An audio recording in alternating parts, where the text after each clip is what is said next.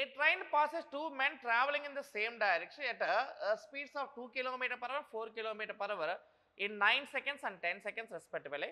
Then how long is the train అన్నాడు. ఒక రైలు ఒకే దిశలో 2 కిలోమీటర్ పర్ అవర్ మరి 4 కిలోమీటర్ పర్ అవర్ వేగంతో ప్రయాణించే ఇద్దరు వ్యక్తులు వరుసగా 9 సెకండ్లు మరి 10 సెకండ్లు దాటుతుంది. అయితే అప్పుడు రైలు పొడవు ఎంతో కావాలి. అంటే ఇక్కడ ఇద్దరు వ్యక్తులు నడుచుకుంటూ వెళ్తున్నారండి. వీడు ఫస్ట్ పర్సన్, వీడు సెకండ్ పర్సన్ అనుకోండి. వీడినేమన్నా 9 సెకండ్స్లో దాటితే వీడినేమన్నా 10 సెకండ్స్లో దాటి వెళ్తున్నాం. మొదటి వాడిని 9 సెకండ్లు, రెండో వాడిని 10 సెకండ్లు. ఇప్పుడు ఈ రైలు ఇలా వెళ్తుందమ్మా. ఈ మొదటిగా ఉన్న వ్యక్తిని దాటడానికి 9 సెకండ్లు పట్టింది కదా. అంటే 9 సెకండ్లు ఒకే వేగంతో వెళ్తున్నాయి కాబట్టి, అంటే ఒకే దూరం కాబట్టి ఒకే దిశలో వెళ్తున్నాయి కాబట్టి వేగాన్ని మైనస్ చేయాలి. 9 ఇంటూ ఎక్స్ మైనస్ ఫస్ట్ దాని యొక్క స్పీడ్ ఎంత 2 అండి.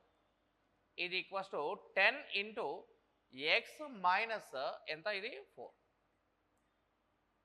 ఓకే రైట్, ఇది క్యాలిక్యులేషన్ చేయనమ్మా. 9x నుంచి 10x మైనస్ చేస్తే ఎక్సే కదా.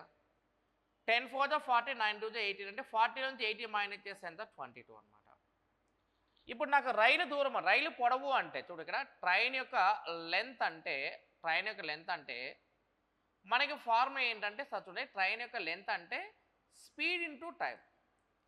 Time already first for example 9 seconds గురించే తీసుకుందాం. 9 కాకపోతే 10 9 తీసుకోవచ్చు. 9 ఇంటూ ఎక్స్ యొక్క స్పీడ్ ఏమో 22, మ్యాన్ స్పీడ్ ఏమో 2 ఇంటూ ఎంత రాస్తామో వేగం అంటే మనకి కిలోమీటర్ పర్ మీటర్ పర్ సెకండ్లో మాత్రం అంటే ఇంటూ 5/18 చేయాలి.